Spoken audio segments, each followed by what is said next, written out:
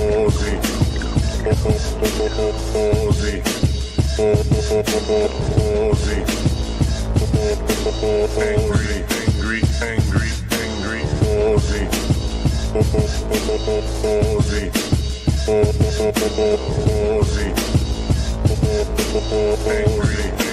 Angry.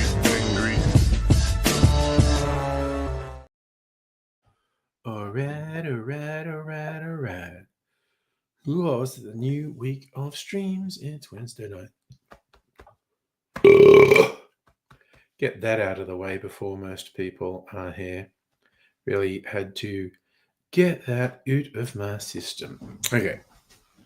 Bit of prep work. Wait for when I get here. Got to break the seal. Okay, how have they done the seal on this? It's very cute that it says Bakery Hill at the top.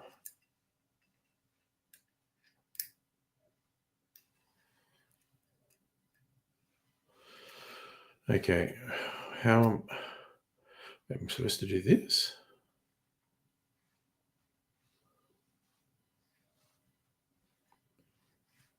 I think I'm supposed to do this. Hey, Justin, how you going?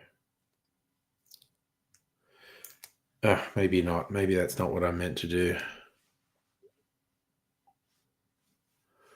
Trying to see if there's a seam or something in this. How to hoot and heck am I meant to unseal this? Bloody hell. A bit frustrating. Gotta...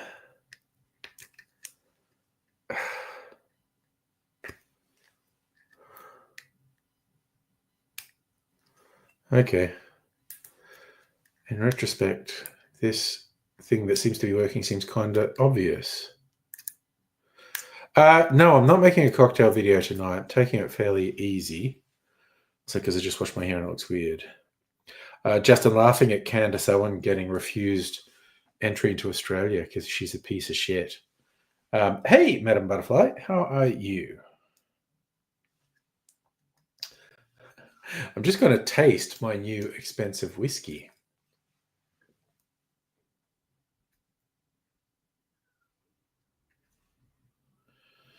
Okay, look, I'm making a little bit of head. I should have just used a knife, quite honestly. Now I'm just fucking with this.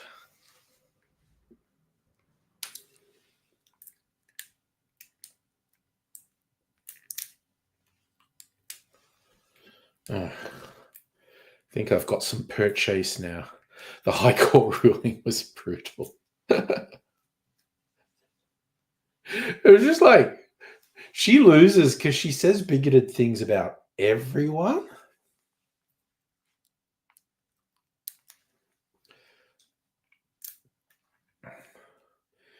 You know,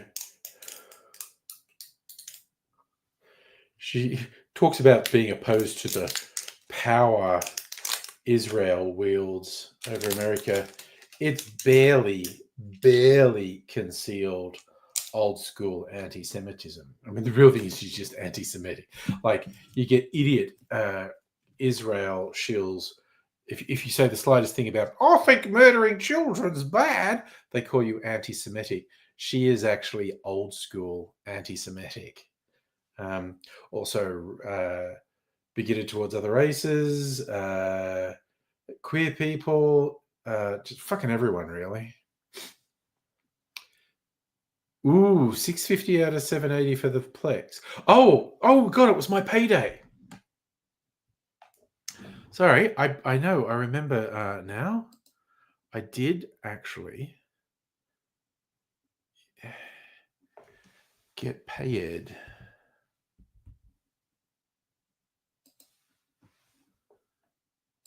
Okay.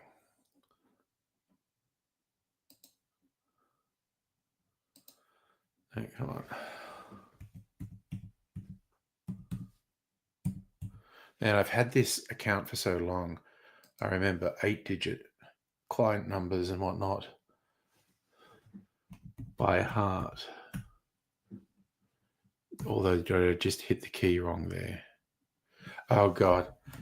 Well, it's two-factor authentication again. But why? I don't know. Why is the... Oh, the app's more secure than the website because I do Face ID with the app. Okay. I just thought it'd be easier to do with... Okay. Yeah, you were too subtle. Oh, honey, back in Oz. Welcome back, mate. So Justin said, High Court said not even the First Amendment, if it did apply, would allow her in. Yeah, it's just like she's a piece of shit and a negative for Australian society.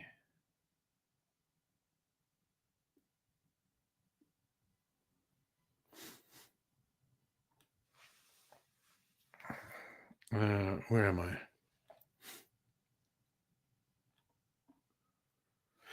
There we go. I'm looking for some stuff on my computer. God damn it. Okay. Hey, NetBank.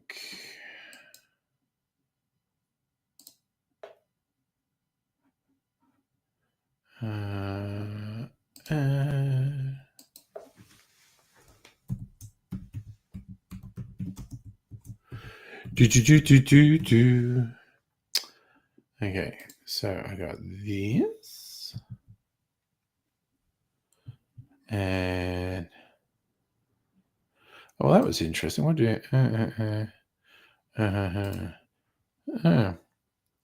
I can't even copy and paste effectively. That's embarrassing.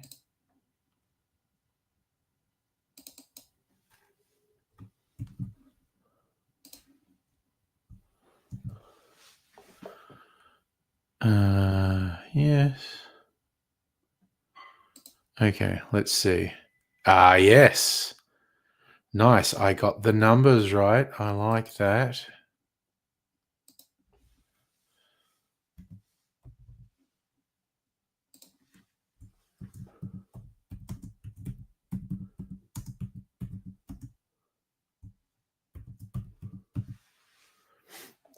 Rocking and a rolling.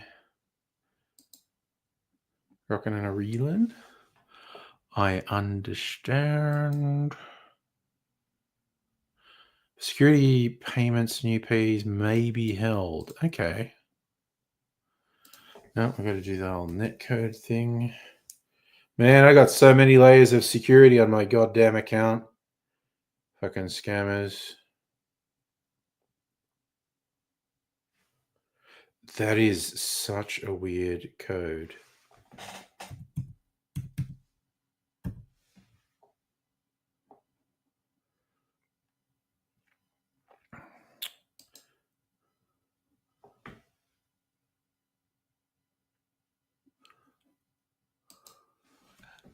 It's a 6-character code, no word of a lie. The first 5 characters are the same.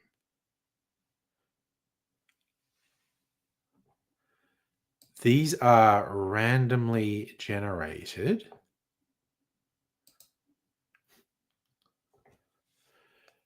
The odds of those first 5 digits being the same digit, 1 in 10 times 1 in 10 times 1 in 10 times, it's like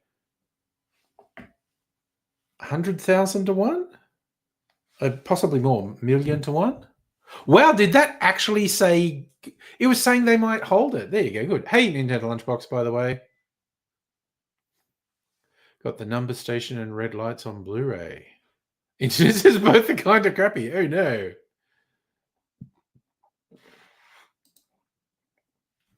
Anyway, I'm going to celebrate that success with this great success. I'm going to bring this over here as well. Okay. I'm going to be a classy, sophisticated motherfucker. Okay, so this, as the title says, is... Oh, no. So the upgrade is meant to be for years. Oh, damn good investment. Okay, from Bakery Hill Distillery that I invested in. Only investors were even able to purchase this. There is a total of 48 bottles of this in the world, and I have one of them. And it's like the bank label, because they do these one-offs, and it's all written in by hand. So this is the prospector's drop. They're calling this a sandwich, the French sandwich, because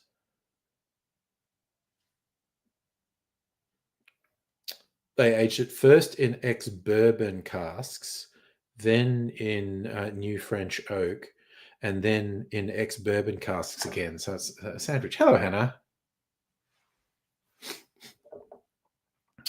Cask number 421, 23 standard drinks. This is 58% ABV. I have bottle 38 of 48. This costs about the same as, I mean, roughly 5, maybe even 6 bottles of Jack Daniels. So, about to go to bed, shitty few days. May not get long service if you do, it might be months. Oh, God, what a drag.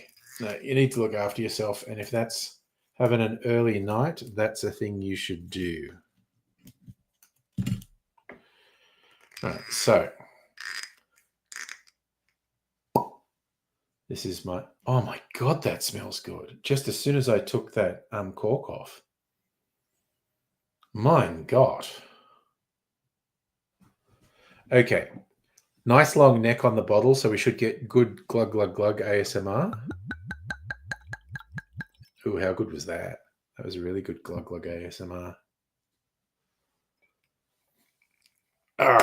Okay. Good.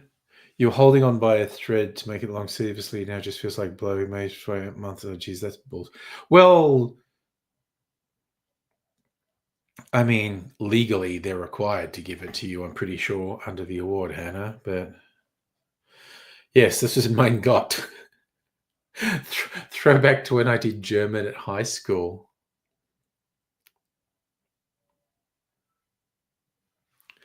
So this is actually how the guy who owns Bakery Hill says to get the best out of it. You hold the bowl in your hand to warm it up a bit to release aromas, but you cover the top so the aromas build up, and then dive in. Oh, what's that? Butterscotch? Maybe even a bit appley? And brown sugar. Ooh, it's like apple pie. This is like apple pie aroma. Oh, God, that smells good. So what are they saying to you, Hannah? Your eligibility date changed twice. Didn't drop it on the day. Eligible. Couldn't cope dealing with it. Had family member contact them on behalf. Yeah, I mean, that's fair, quite honestly.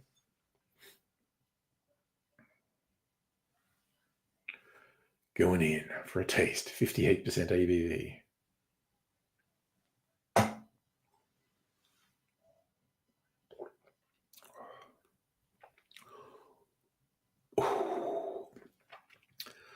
Unsurprisingly, 58%. Bit warm. A very spicy honey taste. Oh my God, it just lingers in a good way. And they said you've taken unpaid leave, it can affect taking a lot of unpaid leave. Yeah. Yeah. Go to the freaking union if they screw you, honestly. Ooh. Like if I go right in, it's gonna like burn my nostril hairs.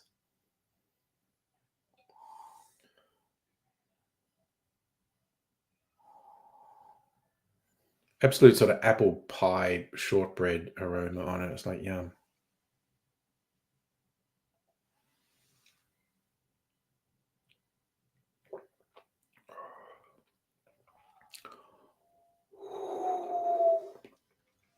Now I've acclimated to it a bit.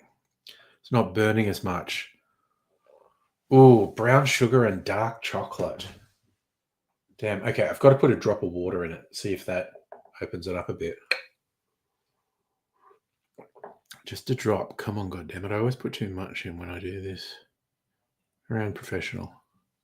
Okay, just a drop of water to open it up. Yes, actually, sweet and cinnamon, the heat, is a good call, home for the elderly. Hannah, now it's with HR. Got to wait and see what they say. Really wanted to take it next week. You can't. Yeah. Oh, of course it's going to hurt your mood. Decided to be a trot. Oof. Well, I hope that it's just a short delay and it comes out in your favor very soon. But yes, I put a few drops of water in there. See if that opens up the flavors.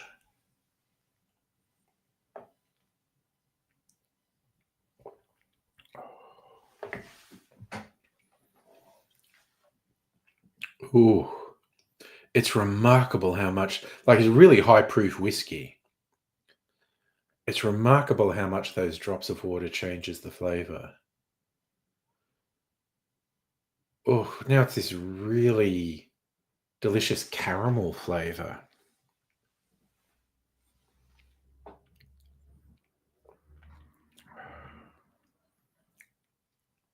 Oh, and it still definitely does have like that cinnamon heat. Dare I say now, because I had the apple thing, it's like, caramel dipped apple. Damn, that's flavor for days, though.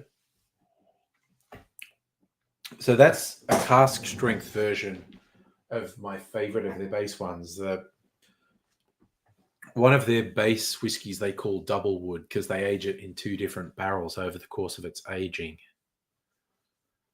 Ex-bourbon and French oak. And this one, they've done the sandwich of putting in an ex-bourbon, then French oak, then ex-bourbon again for 7 years, I think. So if it's a mistake, push for them to waive the 3 weeks request for leave so you can take a break. I hope they respect you and they should be celebrating the fact you're getting this milestone and supporting you and helping you do it. So when they say this was distilled July 2017 and bottled September 25. So this was bottled only a couple of weeks ago. So 8 years. This was aged for 8 years. Not a super long time for a whiskey, but a good, decent amount of time.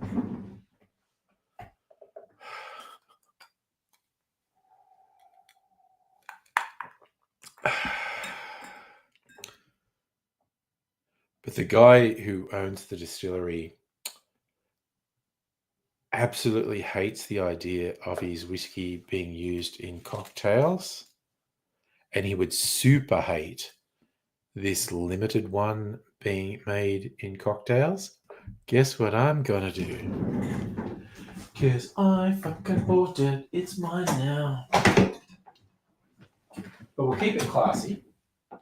We'll go old-fashioned with my very special boutique sugar syrup. Sorry, I'm having tangled up in some things down here. Trying to sort that shit out. I do not actually have a lot of room to mess around with here. All right. I'm figuring this is going to make a good old-fashioned, actually. We will go a bit light. Sugar syrup. There we go.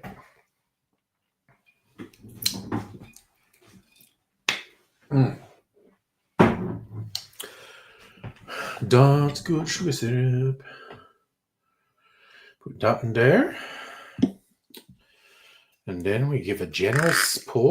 Do you know what? More glug glug ASMR.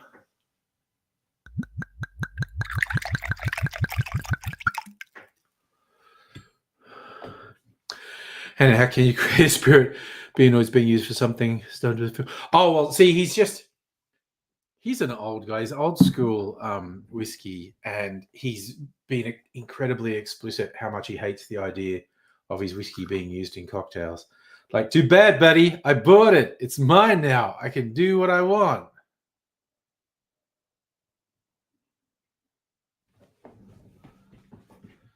And some bitters. For some... Actually, you know what? I'm going to use this one. Gospel whiskey bitters. Actually, a rye whiskey based bitters.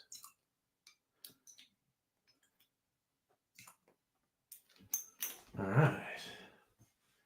And now, time for a skewer and a cherry.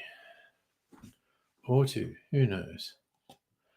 However, you wish you could drive. Told a friend it'd be good as Kara's associate's job. He got the job getting paid $40 an hour for driving. Damn.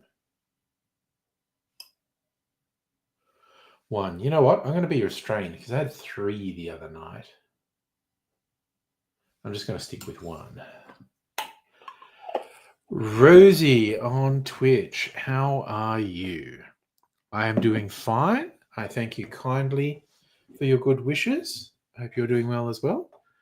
Madam Butterfly, don't have to go to the hellhole for that's work, I'm assuming. You're on break, job interview later, so always goes well. Going to give back your job keys and say, fuck you all. That's the old thing. Fuck you, fuck you, fuck you. You're cool. Fuck you. I'm out of here.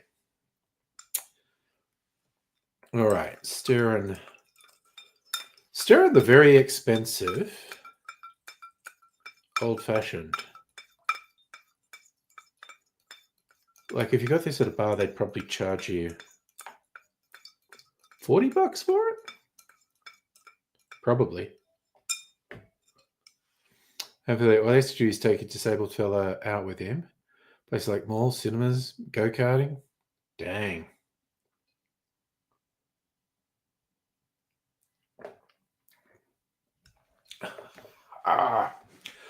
Oh. Man, that is a hell of an old-fashioned flavor bomb. Rosie, I'm in Melbourne, Australia. Where might you hail from? So yeah, the job, you're not even driving the whole time. But of course, yes, you do need a license. A little bit frustrating for you that you got the job for someone else. Yes, and NDIS pays for activities. Nice.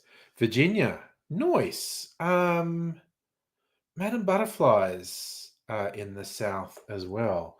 And I don't want to speak out of turn exactly where. Yes, I know you told me before the one eye thing means they won't give you a driver's license.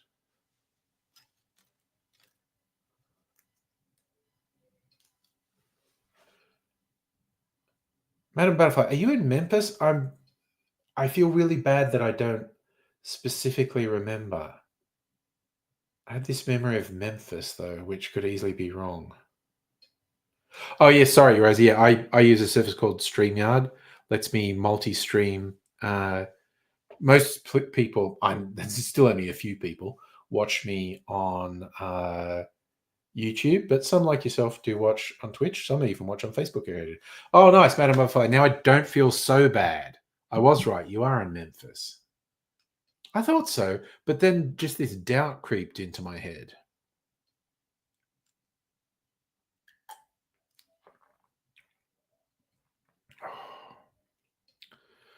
Oh, God, I love how that just changes up all the flavors. It's almost like some banana flavor in there now, which is completely weird. But it's just the way the different elements are coming together. It's a whole new thing. I feel like I should make something classy like a Manhattan with this. Not tonight. It's really strong. I'm only going to make one drink with it.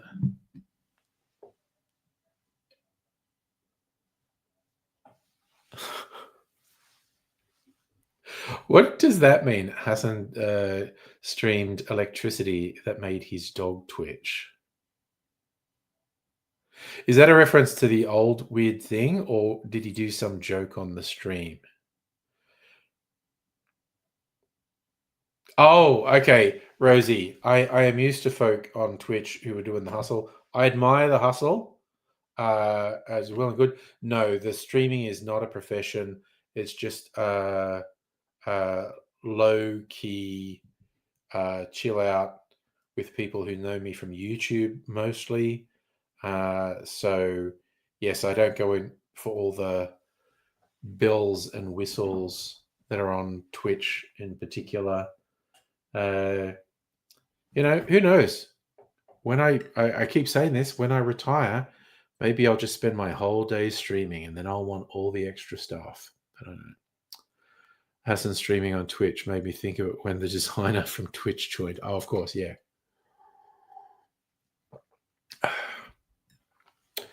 It's so friggin' weird. That dog zap thing, hopefully, is like the worst elements of people online writ large. It's like a really inconsequential thing that they really don't care about, but they've got an obsession with attacking a particular person, and they just say unhinged shit. They don't even believe the stuff they say. They don't actually care about the issue. They just sense there's an opportunity for them there, and they're shocked when no one fucking cares. Rosie, you work for streamers. Yes, I know. A lot of folk like, and I mean a lot of folk like yourself, tend to visit from Twitch and offer services, which I shall gracefully appreciate the offer, but not actually in the market for it. Animations, creative design work helps streamers grow by providing Twitch affiliate services. Well, it's all good. And I hope that business works for you. It's all good.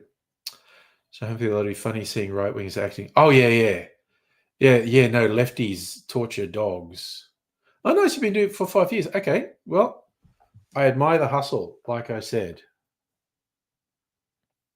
Oh, yeah. No, I'm sure you're very good at your work. It's just not something I'm in the market for, but all the best to you. And I hope you continue. I hope you enjoy doing it. I hope you continue enjoy doing it and all those sort of good things. But yeah, it's not so much my thing. But go you, I say. Again, because most people like yourself who are in that line are actually incredibly polite and aren't dorks. And so I don't have to get annoyed because most of the time, the people who do the pitch aren't annoying. They pitch their wares and it's good. And I'm like, you know what? I appreciate you, but not my thing at the moment.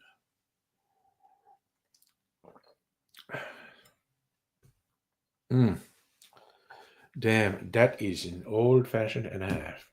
I definitely have to try that. Oh, I've got this new sweet vermouth. It's a very red, very fruity sweet vermouth. Tomorrow night, maybe? I think I have to make a Manhattan with that. Because I think that will feel very classy. Stir it up, put it in my nice Nick and Nora glass. After that, you saw an interview with a dog trainer, defended shock collar, whether it was or not. Deep discussion about it. Very educational. Yeah, and of course, I mean, you get a pretty significant spectrum of methodologies, beliefs, and practices across dog training too. Yeah, but isn't that interesting though? Like, it's not something you've ever really thought about, but someone, when it was their thing and they go into detail, you're like, damn, okay.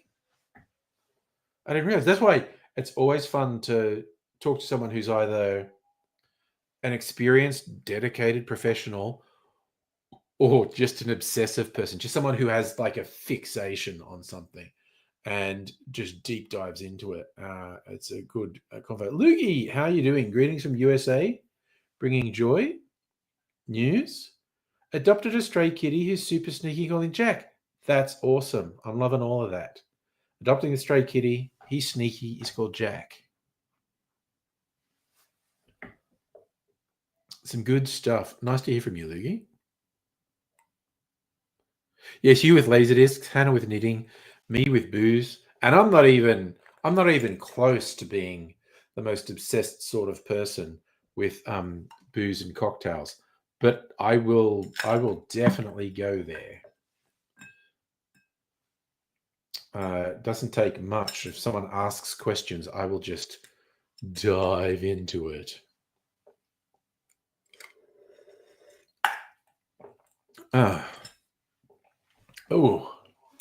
Ooh, Bakery Hill, I appreciate you. So I've heard you're the same with laser discs. Other people are way more obsessed than you. Look, he's already peed on the shower rug. Oh yeah, worse things have been done. Yeah. And at least it was a shower rug, something you can wash easily. If it's on like carpet on the floor, that's like, ugh. Got to do the whole scrub with stuff so the stale cat pee smell doesn't set in. Dad always said no matter how well you know something. Oh yeah, there'll always be someone who knows more. It's and logically there's an upper limit to that. But for the general population, whatever you're into, there's a real solid chance you could end up bumping into someone who's even deeper into it than you are. Because, I mean, that's just how people are, basically. Although I wonder, I was talking about making a Manhattan with this. Consult my list. If I have any interesting looking whiskey drinks on it, and I might make something with this for my cocktail channel, wherein I'd make a joke about how the owner of the distillery hates the idea of it being used in cocktails. Look, your place is all tile, easy to clean up, just a couple rugs. That would definitely make your life easier. No, I didn't really want to go back into my CommBank app, but thank you. I'm so excited. Like normally I get paid fortnightly, so most months I get 2 pays, and it's basically one is to pay rent, and the other is to pay bills and live. And I'm doing well. Thank you for asking. But twice a year with this 2-week thing, you get 3 pays in a month. So you get like a whole bonus pay. It's like, I've paid all my bills, I've paid the rent, and now I've got a whole extra pay. Hell yeah. That's this month. I got paid today, and rent was yesterday. So last fortnight's paid rent yesterday. I got paid today, paid off what I'd run up on the credit card, and it's down to 0, and I still got a chunk of cash in my account. But I get paid again in 2 weeks, and 2 weeks after that, and rent's not due till after the second one. So the next one, it's just like fucking bonus money. Very excited.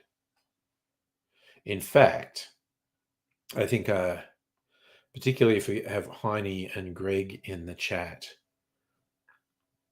I'm contemplating a camera.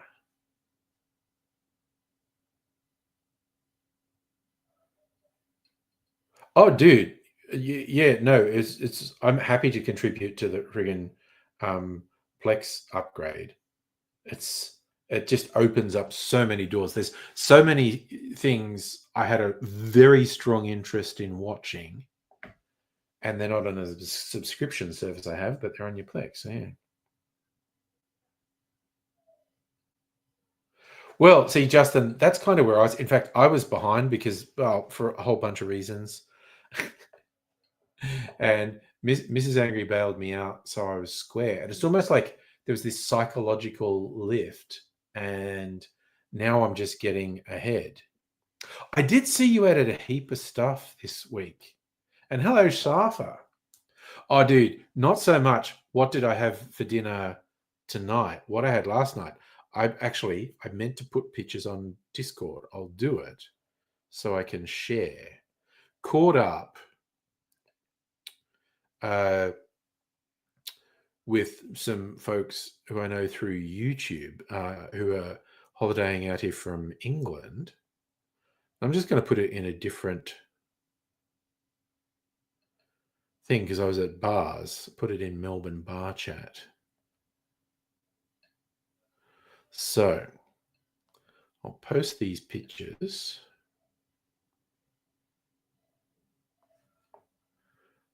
And I'll caption the milk punch from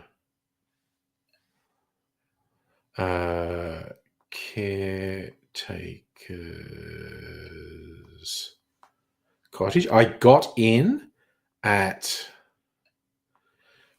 Australia's #1 cocktail bar because, like, literally, it opens at 4. We got there about 4:15, and it was already almost full.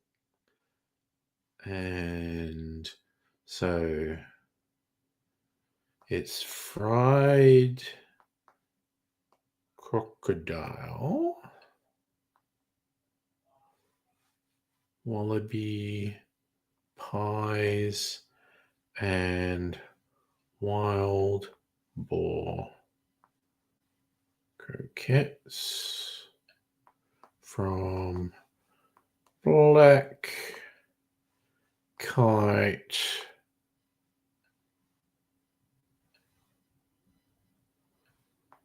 Commune. It was fun taking some visitors to get like Aussie bush dugger done in a fairly high-end sort of way. But now I'll share them on screen here. Oh, yeah. Wayward's on Netflix. I've been meaning to watch that. Yeah, you got Task. That's an Apple one that I don't have. Marvel Zombies is on Disney, which I do have. So when did I get home? I wasn't out late. Got home about 7, I suppose. Yeah, House of Guinness is on Netflix. I'm probably going to watch. I just finished Black Rabbit. Very good twists and turns, crimey-wimey. Justin, I don't know. Even if you were in the same suburb as me, South Caulfield, a lot of people live here. I mean, and it'd be easy to plan something randomly. Who knows? Oh, The Lowdown with Ethan Hawke. See, that's one that's not on my subscription service. I'll probably dive into the Plex for that. Oh, God. Safia Hospital is on 7:30. Is that thing? Oh, Chad Powers. So that's on Disney. I've got Disney. I definitely want to watch that. I haven't started it yet, though. Okay, where is... I put it in Melbourne bar chat. Okay, so to show you what I was up to last night.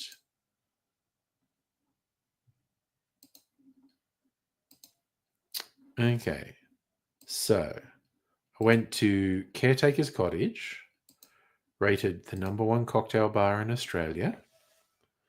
I had a clarified cocktail. They called it a milk punch Paloma. And a little thing of jelly. It's like clear ice. You know how much I love clear ice. Had a little jelly thing with pop rocks on it on the top. Very cute. And it was very tasty. And then for food, we went to Black Kite Commune. And that's the thing that looks like popcorn chicken is crocodile seasoned with saltbush and coated with batter and deep fried. Those fun-shaped pies, wallaby pies, and these croquettes, that's slices of apple on top of them. That's wild boar croquettes. That was like a relish to go with the pies. There was a spicy sauce to go with the crocodile. And you just see there's like a creamy thing with the croquettes. God damn, that was good. So yeah, last night's dinner, very fancy.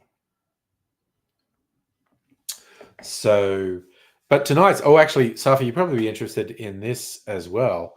I finally got the new packaged food thing, Fuba. And so I had it for lunch and dinner today. It was this wrap thing for lunch, which was really quite tasty. And chicken and mushroom with cauliflower mash for dinner. Also yummy. So they're off to a good start. So I've got them for the lunch and dinner for the next week. And I've already ordered the following week's ones. So I'll give them a bit of time just so I feel like one of my meals, I'm not sure if it's this week or next week, but one of my meals in this thing is butter chicken. So yeah, big fan of butter chicken. Justin Trump. Oh my God. Okay. So here's the thing, Justin. Trump wants the Nobel Peace Prize because Obama got it. Obama's Peace Prize was horseshit. It was for like no reason. It was just like, oh, we're so excited by the articulate black president. We're going to give him a Nobel Peace Prize. Trump, honestly, apart from the fact he's a steaming pile of shit and everyone outside of the US hates him, he actually probably deserved it more. Oh, look, okay, hot take from Angry. Trump probably deserved it more than Obama. I think it would have been horseshit to give it to Trump, but I think Obama's Peace Prize was complete horseshit. Exactly, Justin, that definitely makes it funnier. There is no, like I say, honestly, Trump probably deserved it more, but the fact he didn't get it makes it even funnier. That is legit true. At least half the US also hates Trump. Thank you, Nintendo Lunchbox. You raise a good point. No, Safa, it wasn't for killing Bin Laden. He did that in his. So they gave him the Peace Prize when he'd been president for less than a year, and it was just like, it just excites us. We want to give him a prize. Yeah, Hempfield, you're probably right. It's probably more than half the country. Did Obama say that? Nintendo Lunchbox. Obama actually said he didn't deserve it. Well, he didn't. But prizes are kind of bullshit anyway. But it is kind of funny that Trump did. But oh god, people were talking about, oh look, Trump didn't get it. I love this woman just for democracy. She's actually a fucking right winger. They're saying like, oh, she's fighting for democracy. No. She is literally just going, no, a socialist can't possibly win a democratic election. I want to overthrow the election because I'm a crazy right winger who loves Trump.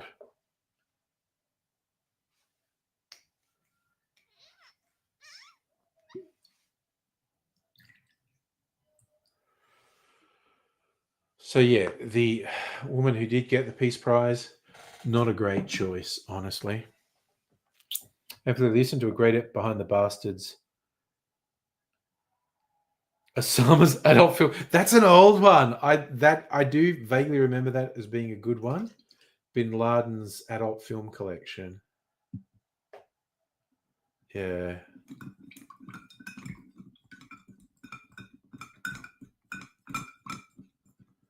Yeah. Oh, you're going from the start. God, you've got some quality listening. God, they've done good episodes over the years. Justin, from memory, very awkward day when Obama's staff had to tell him he won the Peace Prize.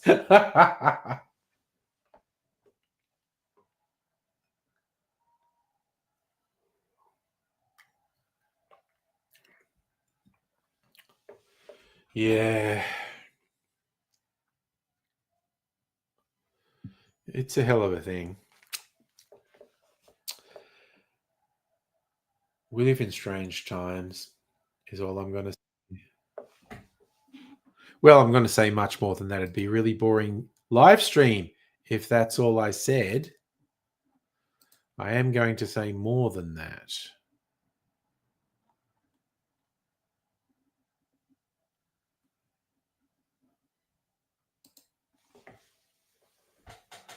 Oh, nice. Kirsten commented on the Discord.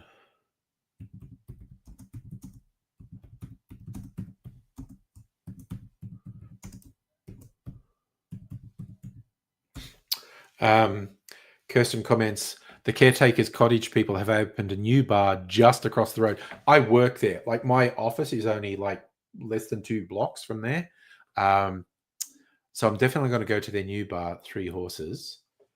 The excuse might be, God, is it next week? When, for ungodly reasons, I'm going into the office on Wednesday and Thursday.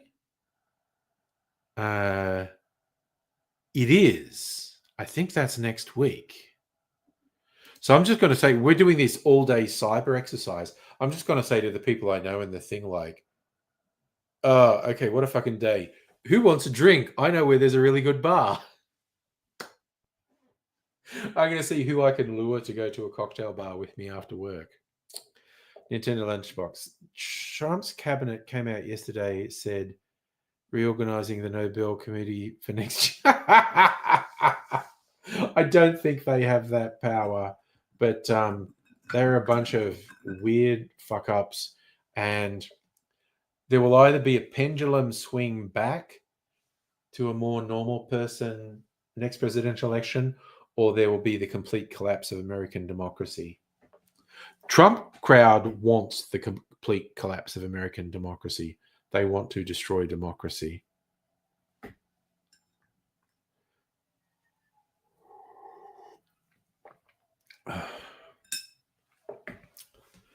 Tell you what, my spiced rum is pretty good.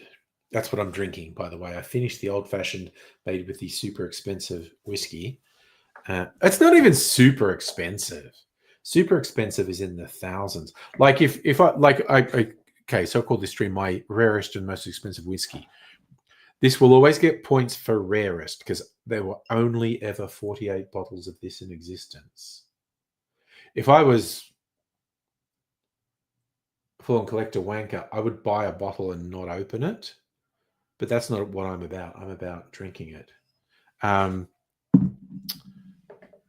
But in terms of most expensive, I mean, it's very easy to spend thousands of dollars on a bottle of whiskey. So yeah, for a real whiskey collector, for me to say that's my most expensive, they go, pfft. But I would get points for rarest. South Europe and the US has already collapsed. Oh yeah, Justin, France is having a lot of political unrest. The votes spread between so many parties with such disparate ideas, they can't form a coalition. None of them will concede. And the far right, possibly correctly, thinks if they just keep having elections.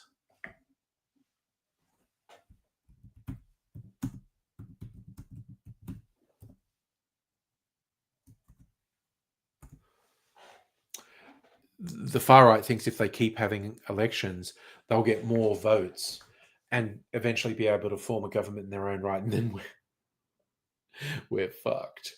Because the far right's rising in Germany too.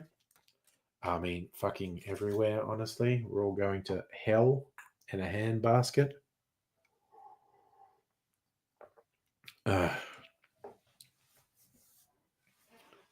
They may have a sixth republic event. I don't know what that means.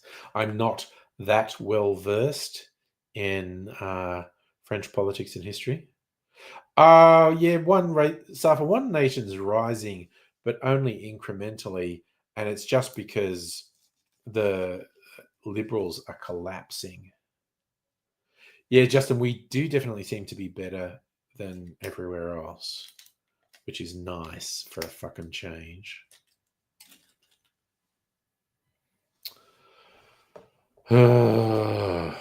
Gotta look on the bright side, really.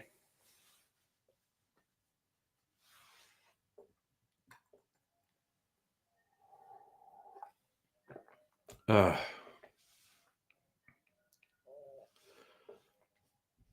man, what's the time? 8:49. I should probably have a mineral water. Just finishing that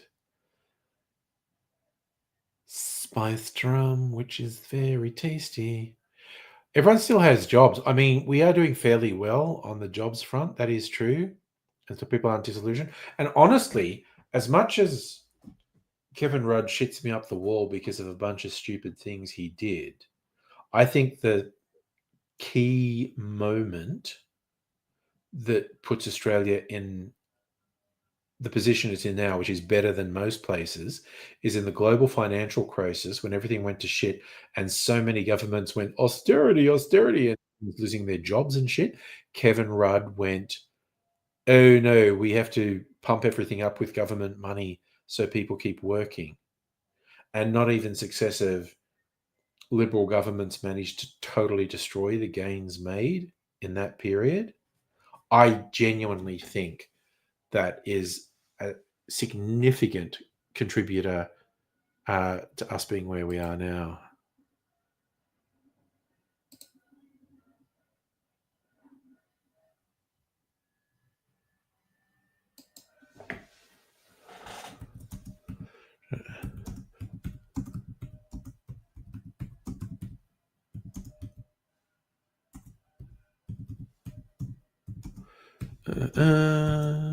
Just writing a little note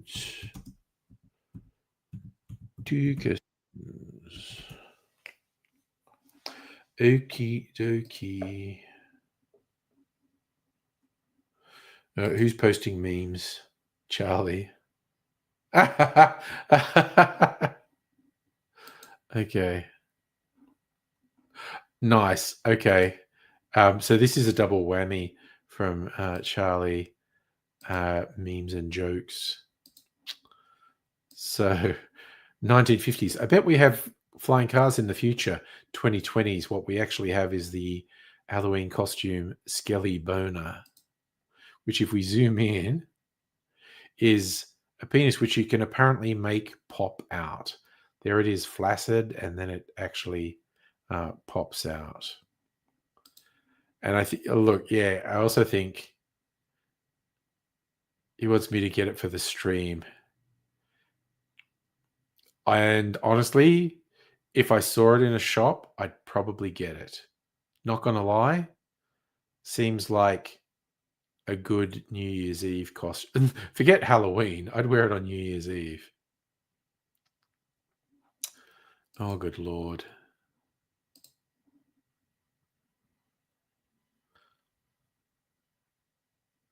So I think the Liberals split into two parts. What's really funny, there's this group of the hard right in the Liberal Party who, in defiance of reality, keep saying, no, we need to go further hard right. They will never win another election if they do that.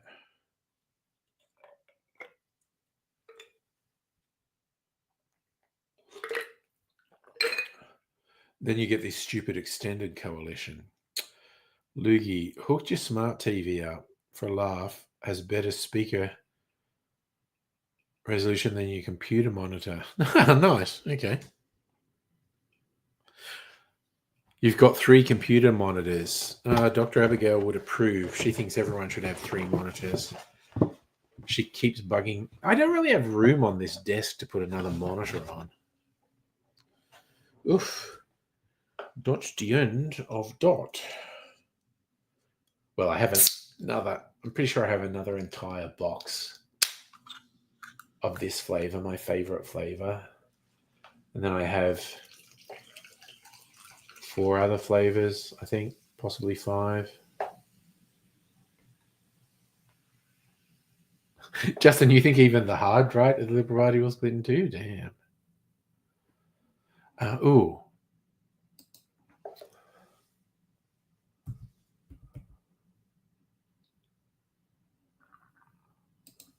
I just looked because I was in Woolies and those mineral water. No, fuck off. Pop-ups.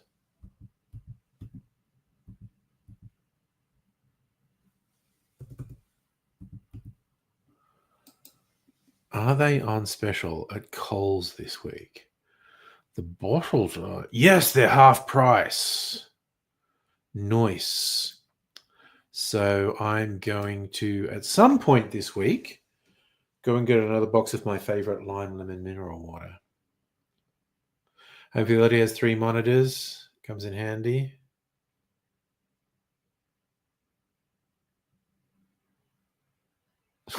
Says Senator wants to stop apologizing for election loss.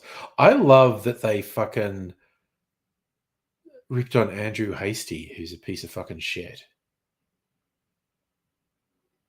Also, 2 different far right. Is Angus Taylor and Andrew Hastie in conflict with each other? What a hoot. Yeah, well, because Tony Abbott... No, it was Dutton, which was hilarious. Dutton blamed the election loss on Andrew Hastie. That was so fucking funny. So I think you're right, Justin. There are 2 different hard right factions that hate each other, which is a thing of beauty, quite honestly. Because, fuck the Liberal Party generally, and fuck the hard right of the Liberal Party in particular. Bunch of fuckers.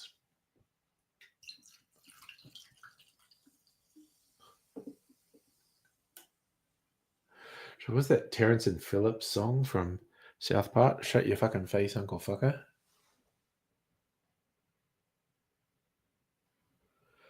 Justin, you reckon Andrew Hastie is the Trump faction? Well, he is a piece of shit, so I could see him wanting to be Trumpy. Oh, okay. Side note, absolutely unrelated to anything we were talking about. But I was watching the most recent episode of Peacemaker, season 2 today. This is no spoilers. I was watching on my lunch break today, and Mrs. Angry happened to come and look because it was like there was a really beautiful emotional scene happening, and she watched it and was like, oh. And in fact, there were 2 really quite beautiful, intense, emotional scenes in the latest episode. But I also pointed out to Mrs. Angry, she missed a bit. I go, oh, so yes, okay, so you saw that, beautiful, emotional, intense scene. A little bit earlier, the episode was soundtracked by a song with the repeated line, "Stop fucking my heart in the ass." And they just kept saying the line over and over again. Stop fucking my heart in the ass.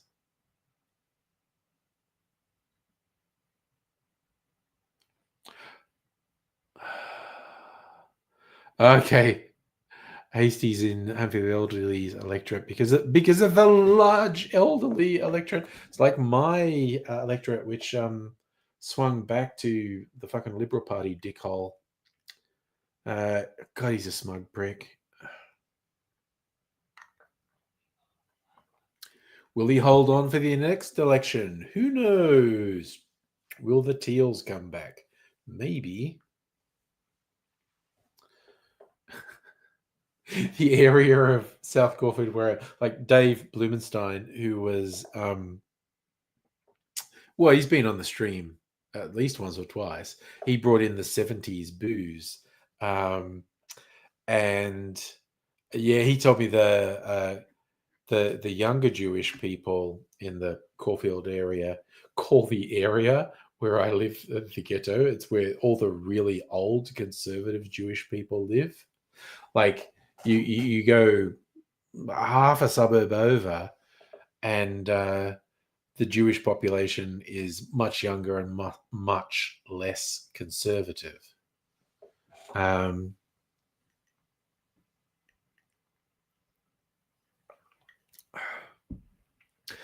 But yes, it was kind of funny when he said the younger Jewish people call my area the ghetto. Justin, your friend knows where the PM's holidaying, but he can't tell you because it's classified. Oh my God. So are you asking me, do I get loud neighbors at midnight? Did I say something about loud neighbors at midnight? It's almost never loud here. This is just the weirdly freakish quiet suburb if you go out at night. It's so quiet here. Like years ago, Aidsy and boss of the house were over here one night, and at like 2 o'clock in the morning, we said, let's go for a little walk. We were going to go to a convenience store and, well, it's a service station and get a snack. And I said, oh, let's go to the park. The park's quite cool. But as we were walking through the suburb, because they're like from fucking Northcote, which is a pretty fucking loud suburb. And we're walking around 2 o'clock in the morning and they're going, this is so weird how quiet and dark this suburb is. What the fuck? And I went, yeah, everyone's really old and conservative and they've gone to bed. Oh, right. Well, I don't know if that's who Safa's talking about, but that was, yeah, a Saturday night. That's happened literally once when I've been here. Safa, Northcote is very hipster. Justin, Southeast Melbourne, very safe. I'll take your word for it. You know, we got all this media thing. Oh, crime's out of control in Melbourne. And there's some scary shit happen. There's no two ways about it.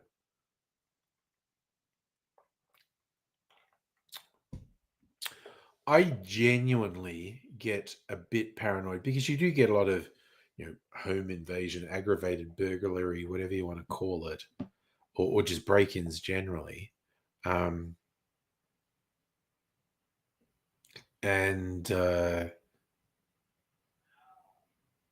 we never used to close the gates on our house, but we do now because we realized people were coming into the yard at night.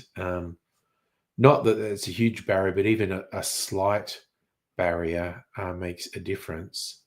And I am paranoid, because if someone broke into this house or even saw in the window and they saw that, they would definitely come back to get more booze. Ooh, Safa. Okay, the carjacker and CBD. Okay, for anyone who missed it, this happened when I was in the office, right? Was it Monday or Tuesday? I forget now. But anyway, so big drama. For the first time, we got an announcement over the speakers saying there was a security risk and don't leave the building.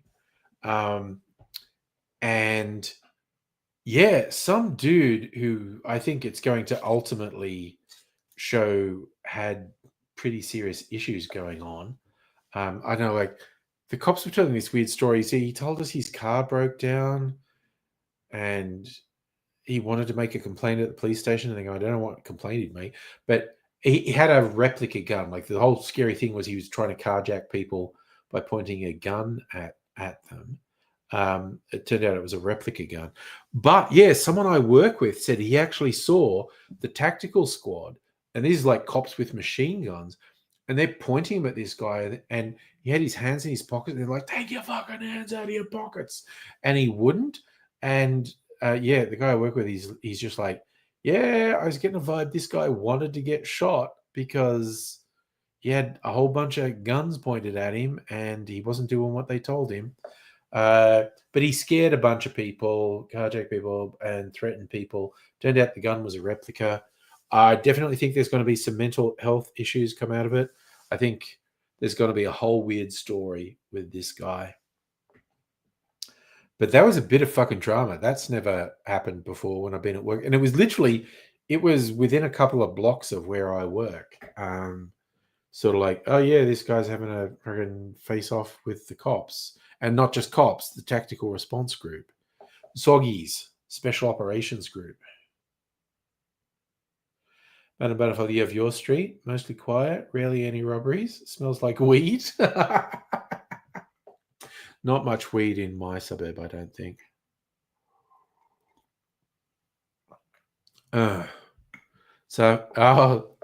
Just saying apartments are safe. There is a layer of safety in apartments. That is true. It's a weird and crazy and wild and fucked up thing. And despite what conservative blowhards will tell you, there's no simple solution. It has to be a sort of multifaceted, multi-pronged approach to dealing with issues like this, because it's just this ridiculous. Whoa, look them all up. Why are you looking? It's like, that's acting after the fact, dude. You've got to factor in, why is this happening and what could we change to make it less likely to happen. Arnie, you've been having problems in your apartments. People getting one. That's the thing. In apartment buildings, if someone actually gets in, they can roam around the corridors and it can still be a bad scene. But yeah, it was kind of like some of these people who are doing the burglaries, aggravated burglaries, home invasions, whatever you call them, are quite brazen. Again, and when you find out that so many of them are teenagers, it's just like, yeah, because their brains don't fucking work.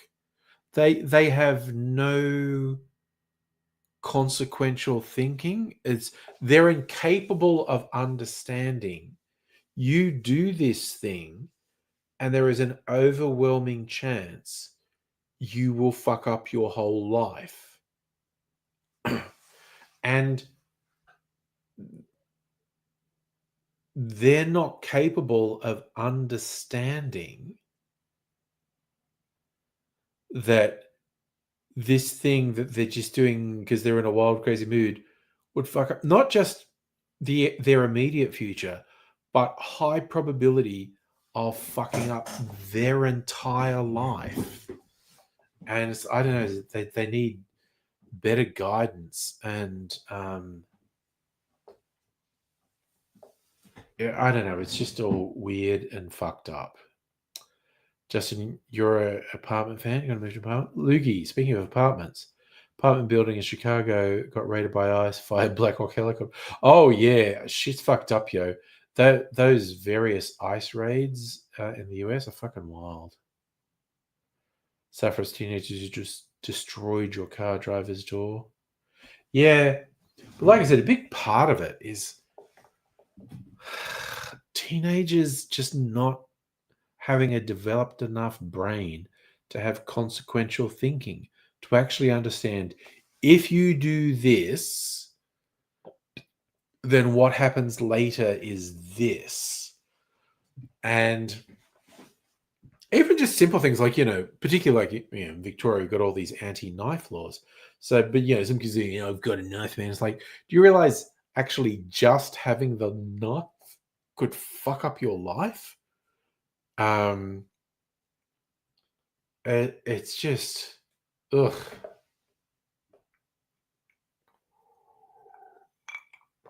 I will stress, I don't have any easy answers.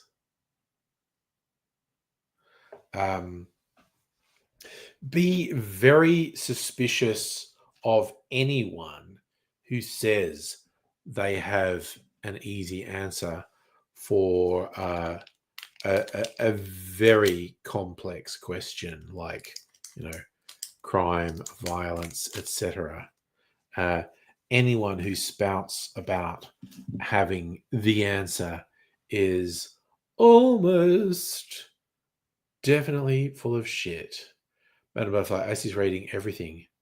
Why don't they bring any tea? Iced tea? Nice. That would be a fun passive resistance thing to them when they show up in your neighborhood. Offer them iced tea. Calm down, guys. Have some iced tea. Were you carrying a combat knife? Because America, dude, I can't hold that against you. I love that, Justin. Canberra's crazy safe. Aidsy would always tell stories about 80s, 70s and 80s Canberra, everyone having a fucking knife. But he literally ran with criminals. In the 80s, Aidsy ran with criminals in Canberra. So he's maybe not the typical experience, is what I'm saying. So if you can put ice cubes in your iced tea. I've actually seen that in a t-shirt design. There's a glass and it's like iced tea. So the rapper Iced Tea's face is in the glass and there's all these little ice cubes in it. and the rapper Ice Cube's face is on all the ice cubes. It was kind of cute. I liked it. Justin, I'm not going to argue with you that Canberra's weird, honestly. Safa, 80 was a top criminal jokey, probably. He legit, Safa, AIDS, I can just say fucking whatever about him because he can't be hurt. Like, he tried to be circumspect because he was deep in criminal shit at one point in the 80s, kind of like mid 80s. This is before he went to Bathurst College where I met him. So, like around 85, 86.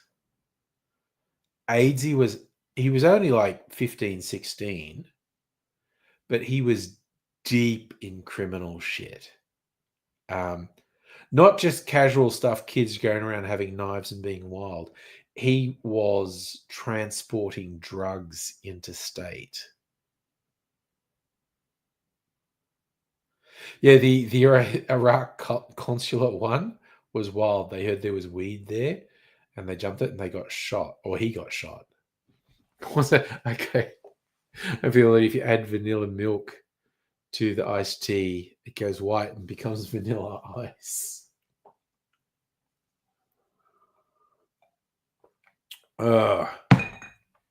Do I want to stop, collaborate, and listen? Just an excellent question, and I don't have a definitive answer. Did AZ have a criminal record? I don't think so. I think he got some police attention when he was a minor, which of course doesn't carry on to when you're an adult. I can't give you a definitive answer. If AZ had an adult criminal record, I don't think so. But if in 85 you weren't thought of. Shut the hell up. Shut the hell up. Honestly. You fucking young people. Honestly. Oh my God. What am I gonna do? What am I gonna do with you goddamn young people? I'm old enough. You could be 45 and I'd be calling you young. So yeah, Safa, 7 years before you were born as well. Justin, is there a way to find out? I think the short answer would be no. Again, because I'm not an expert in this field, but I think looking up whether or not someone has a criminal record, particularly a deceased person, I think that would be very difficult. Also, not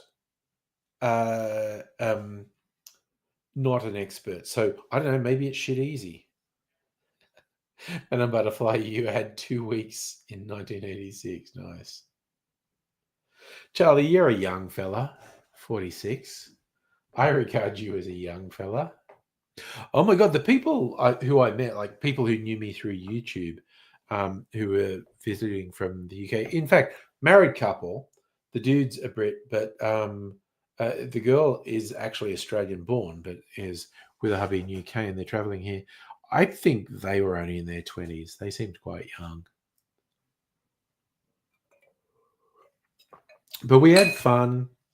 I showed them, here we are, Caretaker's Cottage, the top-rated cocktail bar in Australia. Then we had a bit of a walk around the city, some of the old things, walk through Chinatown so they could see our Chinatown. And yeah, then we went to the Black Kite Commune and had that Aussie bush tucker food. And yeah, it was just a fun, chill time hanging out with him for a couple of hours. And then I went home.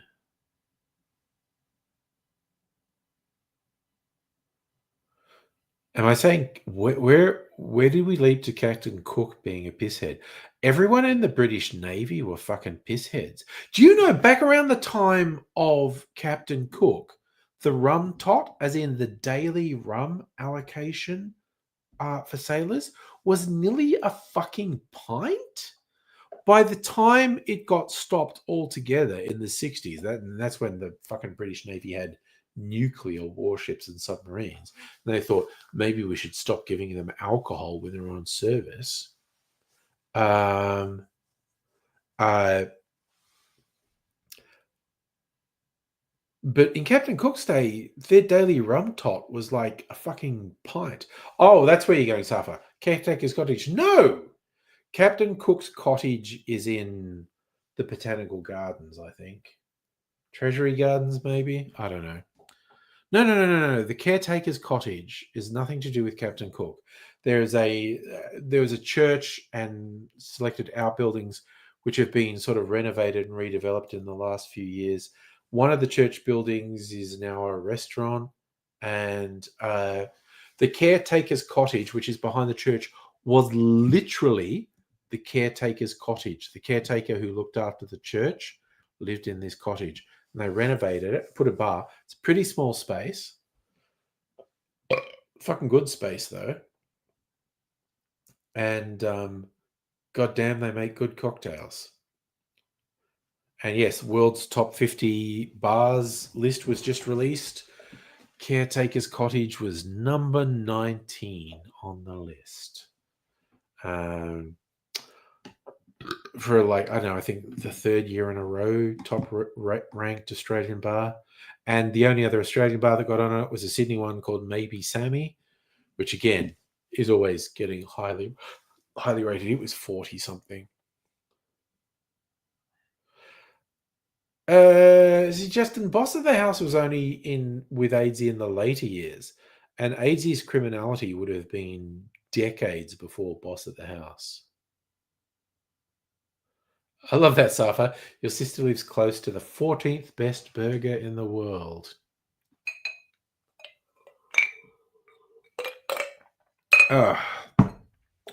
Very subjective, but all these best awards are very subjective. Yeah, no, I get what you were saying. I know your sister lives in Melbourne.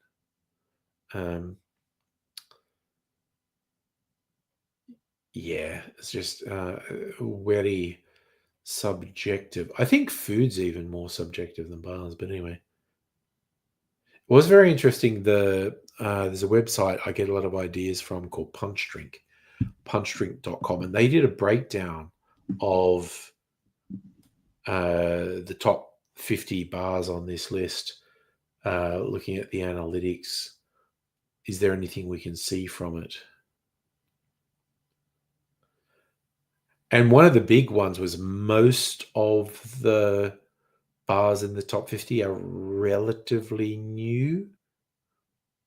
Like, certainly the last 5-10 years. I love that, Justin. Why was Boss of the House called Boss of the House? Was AIDSy submissive? Dude, I never fucking asked, because AIDSy would tell you enough details about his sex life without you asking. So I never asked. I think it was just a deference term. Because Boss of the House was actually much younger than AIDSy. They got set up on a blind date, and when it first happened, AIDSy thought, this is going to work.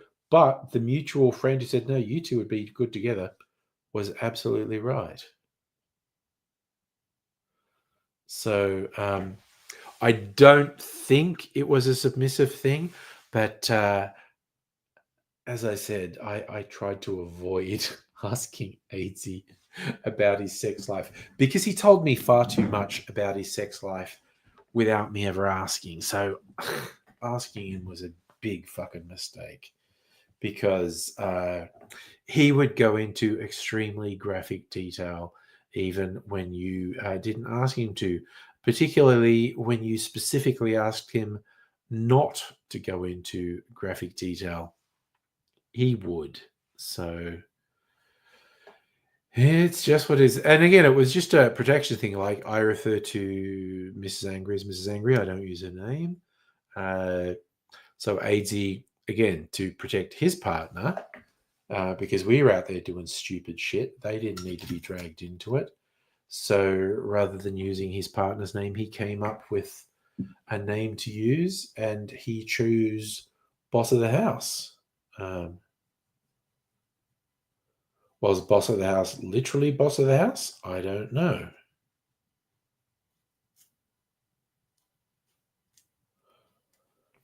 I haven't seen him in a while, so I'm not in a position to ask him. Madam Butterfly, have I ever had a dream about AIDS? I mean, probably. I couldn't tell you a really specific one, but I mean, he was in my life for a long time. So the likelihood that he features in some of my dreams is quite high. But I mean, honestly, his real life behavior was weirder than a lot of dreams. So for what if boss of the house was a submissive one? I mean, maybe it's an ironic thing. Really, why do we boss of the house just because he was on the lease? Maybe.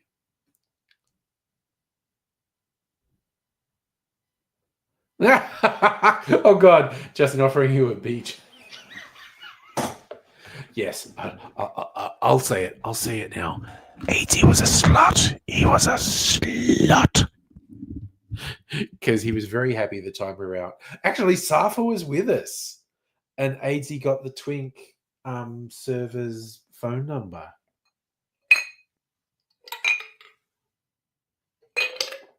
Oh yes, Nintendo Lunchbox. I've been meaning to watch the John Candy documentary. I Like Me. Seems good. Again, Safa, I never asked. Like AZ proudly showed off. He got the Twink's phone number. I never asked, like, hey, did you ever hook up with the Twink? Because he would fucking tell me in graphic detail. I was like, things I don't need to know. And it's kind of like, are you being homophobic? No, I just don't want AZ telling me graphic detail of his sexcapades because he fucking would. Oh yes, hopefully I know you have it. The John Candy one in Docos. I also have it on Prime. I think it's on Prime. It's either on Prime or Disney, but I have both of those. So yeah. Justin, considering AZ's health issues, another is the psychiatrist line. I mean, that's fair as well, Justin. Honestly, to be fair, that is a completely reasonable thing. Actually, I'm just kind of thinking. Okay, just to explain to you. So, for some obscure reason, I've got this empty bottle sitting over a table. Love the label. This is from the Killick Rum Distillery, which is near Puffing Billy, Belgrave, Melbourne. Love the label. I think I had this because I was using their white rum as the base for my spiced rum. But I had another, so I can probably chuck this bottle out. Honestly, I don't think I have any use for it. But I am visiting them again in December, which I'm quite looking forward to. AZ, I love that Heine. Good slang. Was AZ a wide receiver, possibly a pinch hitter? I think there's a fair chance it might be accurate to call AZ a switch hitter. I think AZ was up for pretty much anything. Men, women, in between, top, bottom, side. He was about the spectrum. In more than he was on the autism spectrum, and he was definitely on the sexuality spectrum. He was Mr. Spectrum. He was a rainbow guy in more than one sense. Well, I just feel like drinking more of my really expensive whiskey. Again, just by my standards, not by hardcore whiskey. Oh, okay, so it's gone down a bit. Because of the long neck, will I still get any good glug glug? Let's see. Do we get any ASMR? Not really. I was a great straight man to AZ's humor. Jokes you would make. How often you would not even react. Made it much funnier. Well, okay, so there's a thing in comedy called corpsing. If you ever hear a comedian talking about corpsing, what that means is when you essentially break character. Normally, it happens when you're doing something with someone.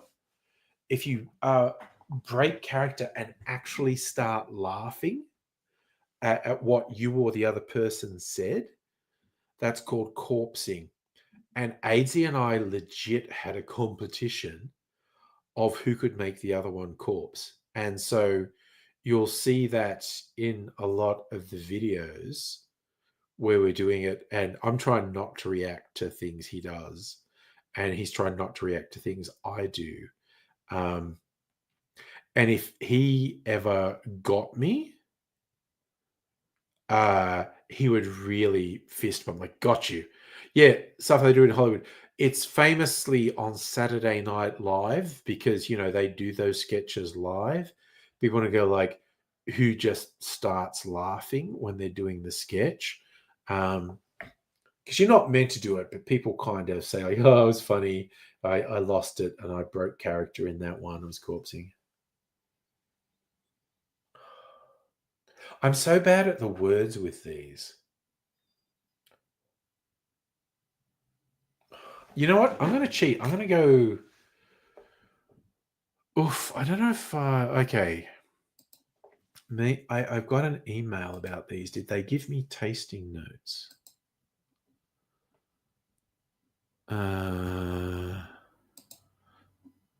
Oh, nice.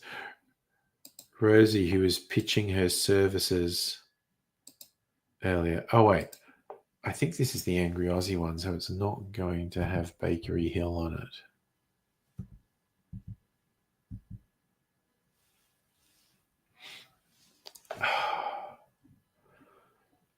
Now, am I logged into my other Gmail on another browser? Let's check.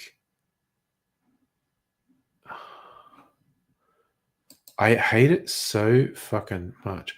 Wait, what am I logged into here? Why am I logged into the...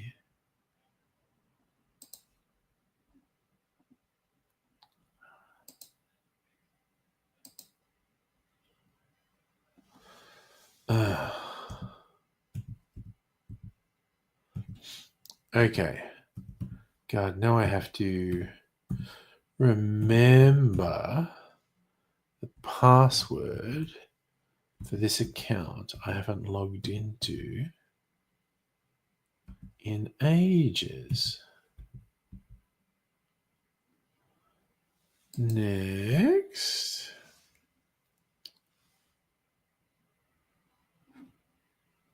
Yes, that's me. No, wait, what the fuck was that? Oh, fuck you. Fucking web browser.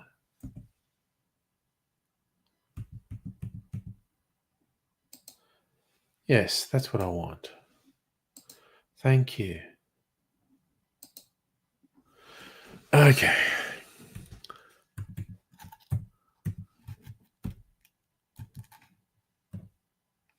Okay, I think I fucking hit the wrong key several times there. Try again.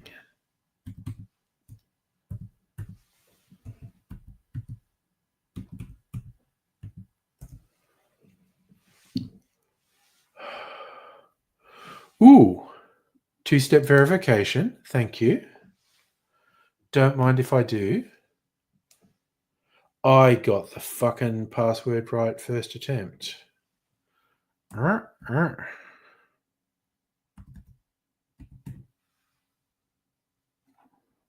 Next.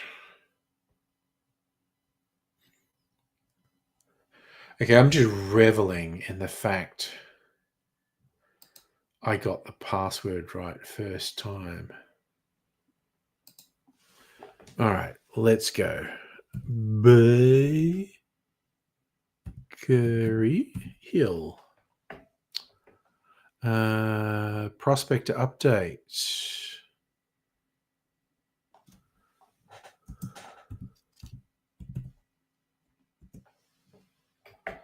What do we got? Don't switch. Fuck off. New. Oh, here we go. New Prospectors whiskies. the French sandwich, which is the one I got. I'm cheating and seeing if they have tasting notes here. 332 true believers. Okay. So they matured it in American oak, ex-bourbon, then French oak wine cask, then American oak once again. Okay, their tasting notes are honeycomb, vanilla, caramel, which I definitely got. Rich Christmas pud. Nice. You know what? I don't think I can survive another half hour without having a piss break. Okay, this won't take long. I've definitely got to do a piss break though.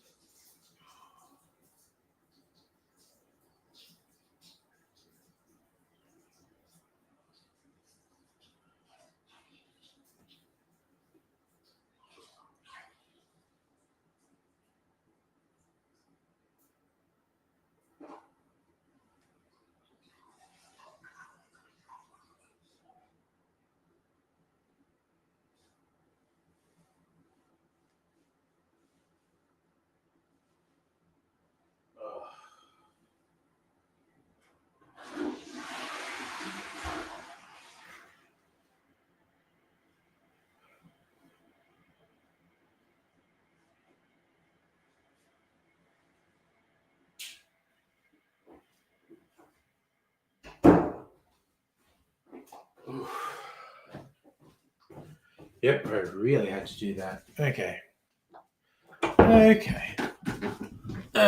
Oh, I love that line, Justin. Saying too much about your sex life is probably a sign of autism. I mean, maybe oversharing. Who knows? If technology had face recognition, why don't they make boob recognition as a secondary choice? I'd be all up for it. Recognize people by their boobs. Sounds like a good idea to me. Just throwing it out there. Because boobs are unique. Is this my favorite shirt? No, it's nice though. The black cat having a martini. It's interesting to me how many of the shirts have black cats on them, which I think dates back to that advertisement poster, possibly done by Toulouse-Lautrec for a bar in Paris called Le Black Cat, Le Cat Noir.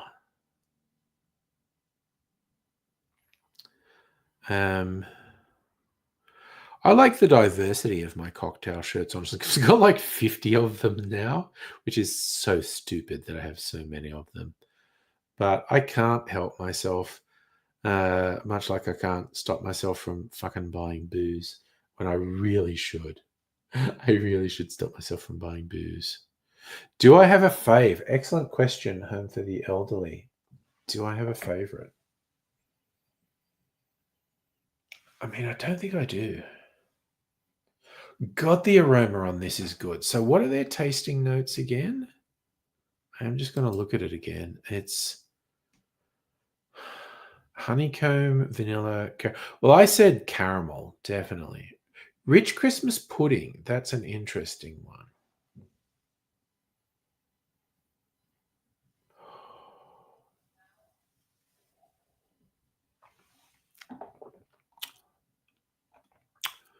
Oof.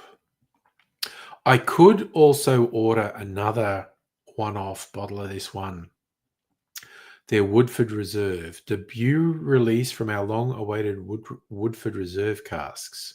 So it was matured in American oak that had previously had Woodford Reserve bourbon from Kentucky in it. And they're saying tasting notes, elevated nougat, spicy cinnamon, balanced oak and grain expression. 55% ABV, slightly lower than the one I got. Only 48 available.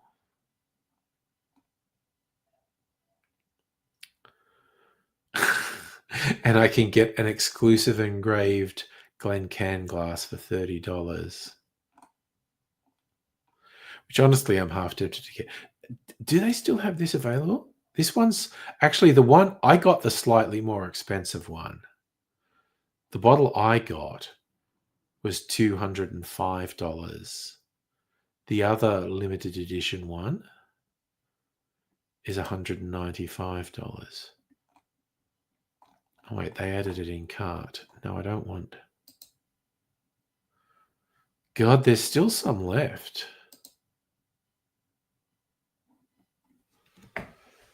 I definitely should not do this, but I am slightly tempted to get the other super limited release. Definitely should not do it. Be responsible, god damn it. Justin, you think you get ChatGPT to replicate AZ by recording old live streams and audio transcribing him? And I think he kind of was a bit predictable.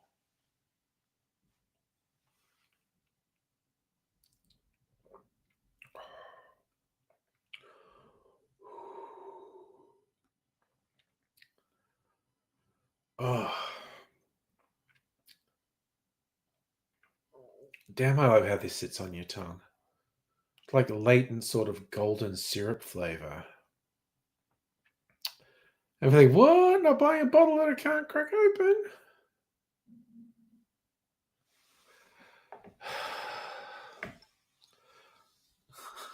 Honestly, like I've got this stupid booze collection just on my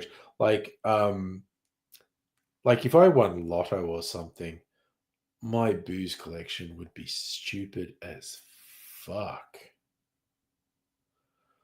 Like would just be ridiculous, honestly. Or also the other thing is trying to, because I know one or two rich people, trying to convince one of my friend, you know what would be funny would be if we bought a stupid, expensive whiskey and made cocktails with it, because it would enrage certain people. Like, you're really rich. If you paid $5,000 for a bottle of whiskey, and we not only did not keep it and try and increase, we cracked it open and made cocktails with it, you would just fucking enrage people. Justin, you reckon we'd get a text, AZ? I can have an AZ on the stream, maybe. So if you want to do breathalyzer, I should finish the rest of this high proof whiskey.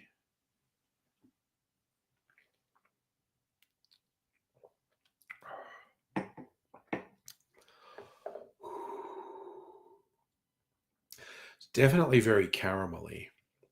Oh, again, the big difference between high quality whiskies and cheap whiskies is how long the flavor stays on your tongue.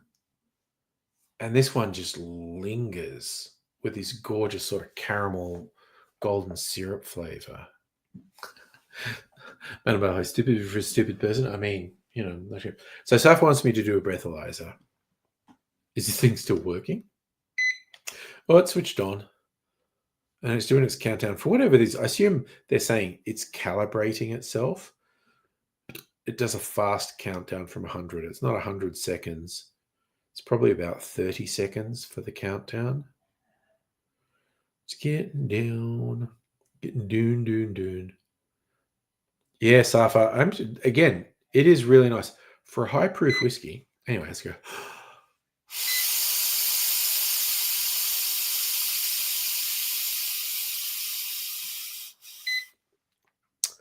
0.03. I think that might be a bit low. It might be accurate, but I might be over 0.05. I wouldn't drive a car. I wouldn't trust that. What was AZ's real name? Adrian. Because we are of the generation, whereas we came into adulthood as AIDS was rising. That happened when I was a teenager. And anyone whose name was Adrian got nicknamed AIDS. It happened. I saw it. And AIDSy decided to take ownership and not let other people just call him AIDS. And he said, AIDSy. And he would capitalize the AID. So his actual name was Adrian. But that's a product of the AIDS epidemic of the 80s. In that generation, anyone whose name was Adrian got called AIDS. Madam Butterfly, you are so cheeky. Glad you weren't born when I was a teenager. Ugh, ugh, ugh, I am affronted, but also completely fair, honestly.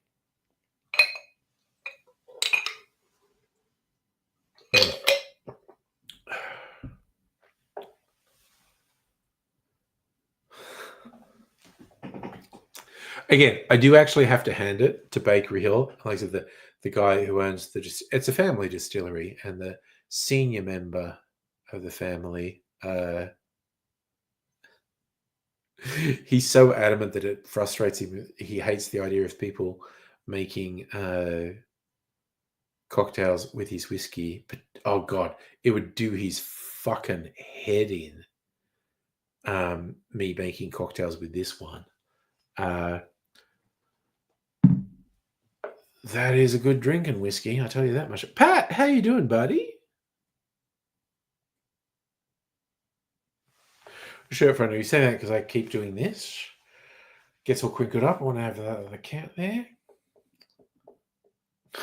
I love that as an absolutely random, not related to anything else fact, Safa. Australia has 33% of the uranium in the world. Madam Butterfly, I was out of high school when you were born. Yes. I do not shy away from the fact I am old as fuck. Like, I'm joking, like, I'm 60 next birthday. It's more than a little weird to say that because, holy shit, when I was in my 20s, anyone who was 60 was basically dead. I feel fine. I don't think I'm dead yet. But also, I've heard all these things, like particularly with famous people. I mean, like rich people never mature because they don't have to. They're always self-absorbed fucking brat children. But I like the thing of famous people. Someone saying,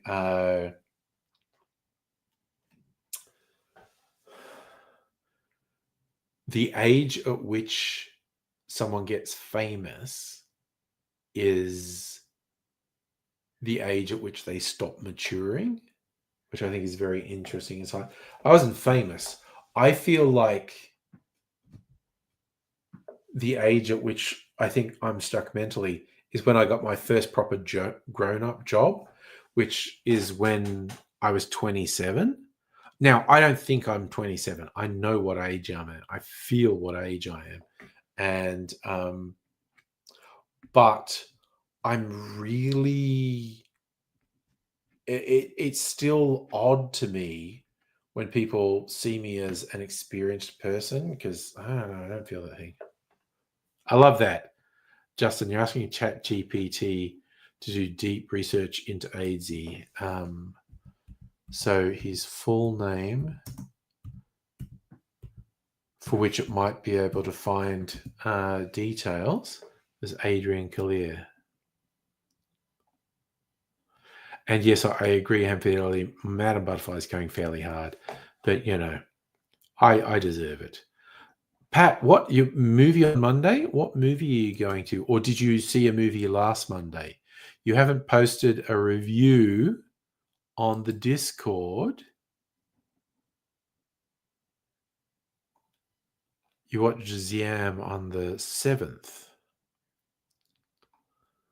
of October. And you liked it. You like the martial arts. You like the horror. The previous one you posted was Megan 2.0.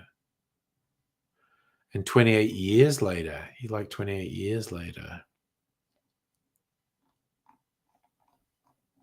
I like 28 Years Later. It was not as weird as the ad made it seem. Lost his password. I don't know, Pat. Just create a new account, man. I don't know. I don't know what to tell you, bro.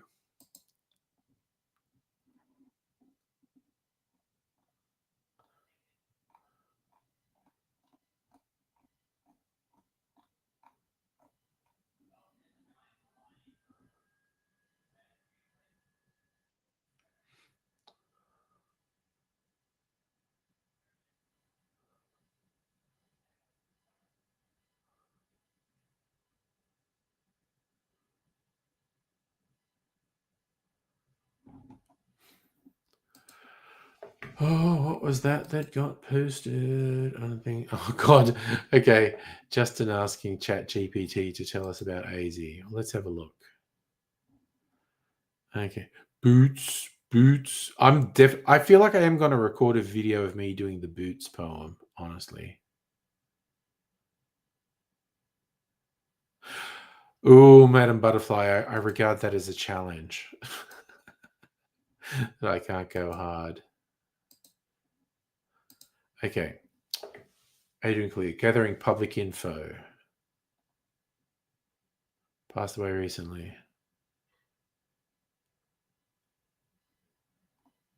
Consider a browser search for mollusk actor. Melbourne comedian appears to be a voice actor for animated characters. Vinny the Jellyfish and Mollusks. Splice Fest got a bad gateway area.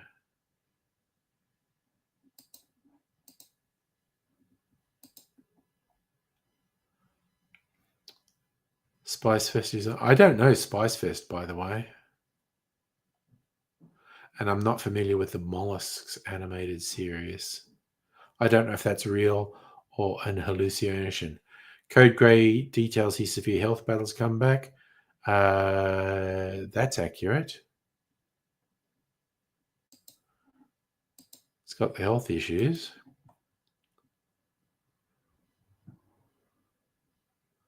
$1970, died 2022. Yeah, 2912, just after Christmas. We're coming up on year 3. God damn.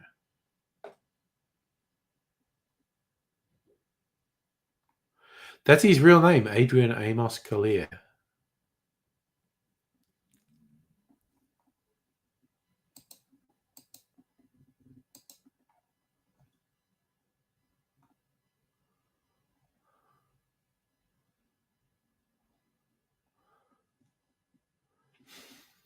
Okay, it's having problems. There you go. Wait, stop searching. What do we? So what did you see, Pat? What was 10 out of 10? The new Tron movie. Oh, you saw Aries. Yeah. Man Butterfly, you warned me in advance. Twitter, you're going to say, oh, yes, no, you go for it. You must know how much I love it when you just fucking rag on me. Nice. Tron Aries, 10 out of 10. I'm going to wait till Charlie puts it on his Plex, honestly. I will watch it then.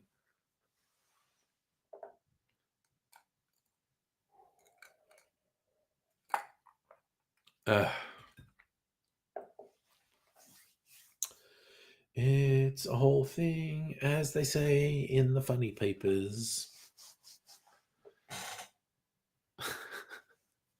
I did like, again, like, we know my opinion of AI generated image.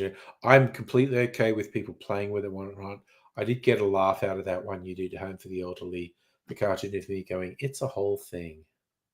Ooh, yes, please, a pick for Saturday morning recovery movie. Because I watched a few. I said, man, Highest to Lowest is a good movie. But okay, that's a recommendation for anyone out there. You can get on streaming now. Highest to Lowest, Spike Lee film. I think it's on Apple TV. Denzel Washington Lee, good movie. I like Madam Butterfly. The Funny Papers is what you're happy reading. Pat, I am good. How is everything going with you, mate? Oh, okay. No, I watched him. I'm surprised you don't. I watched him last weekend. Okay, so Jordan Peele kicks. I someone else might argue with me. I feel like Jordan Peele kickstarted a genre, uh, which is black horror films, where basically the monster is white people. And definitely, Jordan Peele's first feature is still his high point. Um, Get Out is incredible, but Jordan Peele's done a lot of really good stuff and produced a lot of good stuff. Jordan Peele's a producer on Him, um, and it's a metaphor for what professional sports in the US does to black athletes in particular, non-white athletes, and the exploitation of these athletes by a white elite. Um, I think Him is worth watching. Um, I guess as non-spoilery as possible, two comments. Um, it does a lot of stuff of, oh, is this really happening or not really happening? Because the guy has a head injury. I think that stuff could have been done better because the way they did it started to annoy me at a certain point. Also, I didn't really like the resolution. I didn't hate it, but I didn't really like the resolution of Him. I mean, it went in the direction that I think it had to go, but it kind of took on this fantastical element and also tied in with reality in a way that I thought didn't really work with the rest of the movie. I felt like the ending had to be a bit more abstract than it actually was. And yes, I agree with you, Home for the Elderly. There's an unreliable narrator element to the movie, and I think it's tied into the guy has a head injury. I think it could have been done better, but I think it is worth watching. Pat, yes, I went for a walk this afternoon, and it was lovely and warm and pleasant. And tomorrow is going to be uncomfortable, hot as fuck. And you reckon he just murdered everyone and he hallucinated a way to justify it? I think I'm on a similar wavelength to you. I just think it could have been done better. I wasn't really okay. Speaking of things that could have been done better, fucking what's the COVID film called again? It's named after the town. I didn't like when that spiraled. It's like, no, I was really into it. The conflict between the sheriff and the mayor and bringing in all the COVID conspiracies and whatnot. Eddington, thank you, Home for the Elderly. I didn't really like it when it started to spiral, like when people started getting shot, and particularly towards the end, it got very weird. And I was like, yeah, no, that's not how I wanted it to go. But I'm like, my fat ass went for a walk. You felt the earth shaking. Fair, honestly. Mrs. Angry got me to go for a walk.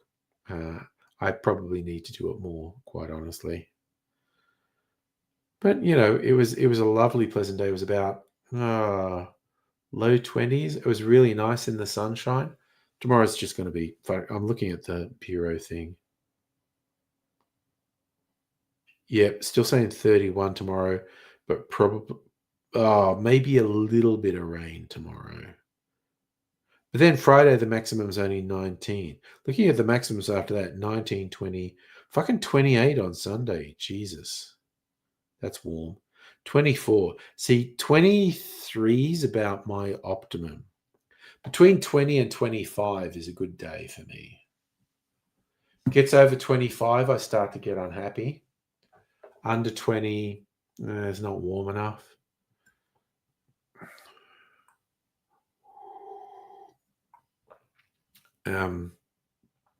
Yeah. Yeah, so okay, Hanfildi, you had him as a Saturday recommendation, but I watched it last weekend.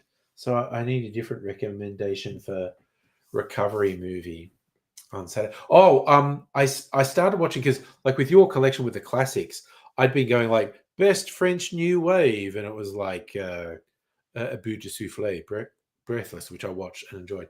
You know, best Fellini film, and I watched that. And then I looked up like best film noir, and there are a few that are on there. And I started watching The Third Man. It's good. I think I've only watched about half of it because I got distracted and had to go and do stuff. And I'm going to go back and watch it. But The Third Man is good. I think it holds up. Oh, God, speaking of holds up, I was just flicking through channels while having dinner tonight. And Trading Places was on. Early Eddie Murphy movie with Dan Aykroyd. Like more than 40 years old. That movie fucking holds up. That is still just structurally and the way it's shot and the humor, it mostly holds up. There's some stuff you can look at it and go, I don't think I'd do that in a film today. But I think Trading Places holds up really well.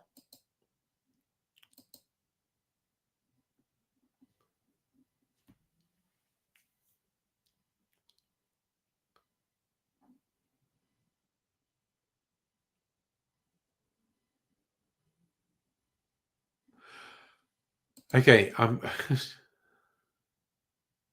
yeah, Dan in blackface was a bit. Oof. Lots of random boobies in Trading Places, including Jamie Lee Curtis's absolute hottie, Jamie Lee Curtis.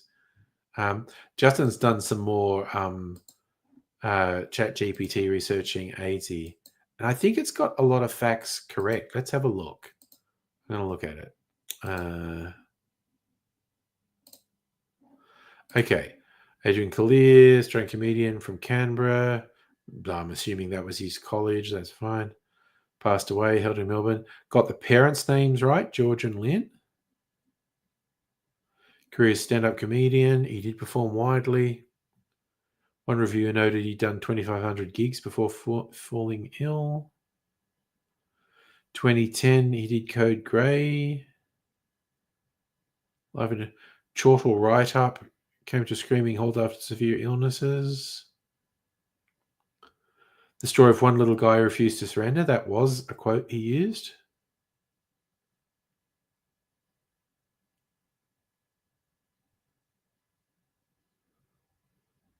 The comedy writer and director is known for high-energy observational stand-up. He turned tragedy into humor. By the age of 39, he nearly died 29 times. Voice acting. See, I don't know. I know this Vinny the Box Jellyfish I'm not familiar with. 2011, that was before I started hanging out with him again, I think. He did do stuff with Sean McAuliffe and Bob Franklin, actually.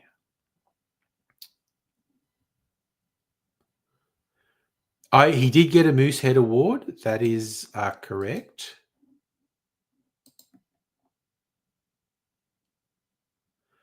That was where you got funded to put a show on, which was Code Grey.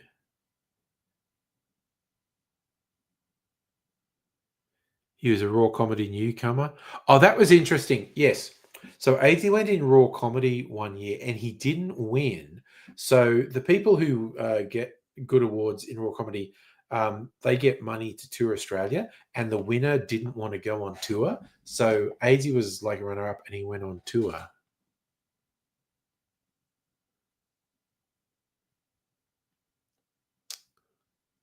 Oh, talking about the one after he had the necrotizing fasciitis, Leigh Adrian. Yes, it had Rover McManus, Adam Hill, Tripod, Charlie Pickering. That's true. Health challenges. Yes, he had a lot of. Again, he overstated the chances of survival. He liked to make it dramatic. 2%. Most people say necrotizing fasciitis, you got about a 20% chance of survival. Known to friends and colleagues as AIDSy, and they even got the capitalization right. My God. Yes, he was married to Benny. That's correct.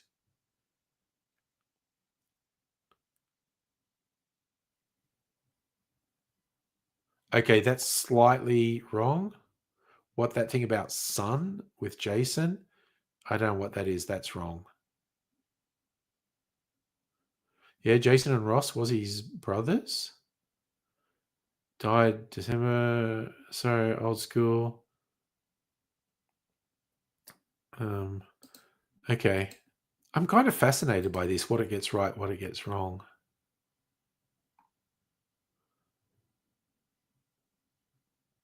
Code Grey, mollusks. It's missing a lot. It's missing other stuff he did with Dave Blumenstein, for instance. I noticed it doesn't mention YouTube.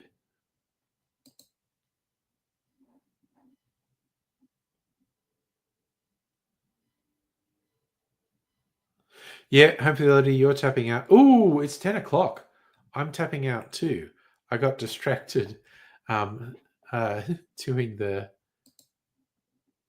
Chat GPT things. So there was some stuff in that I know was factually incorrect. It missed a lot, which I find interesting. Didn't mention YouTube. I don't know what it thinks about AIDSy on YouTube. No, I fucking look. I had a mineral water, empty can here. I think Mrs. Angry's gone to bed.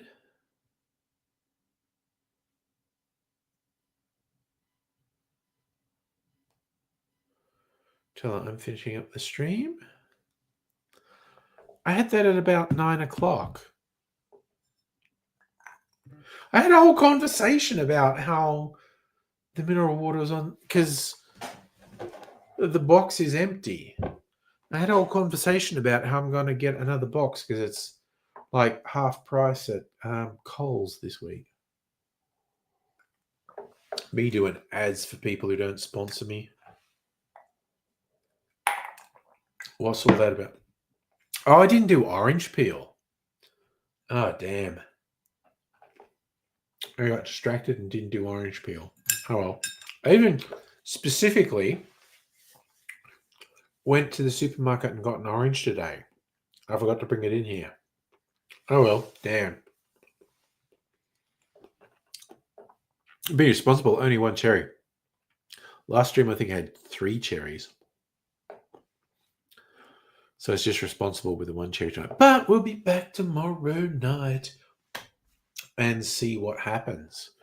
So you'll take care. And I will see you another time. But bye. You are totally fucked up!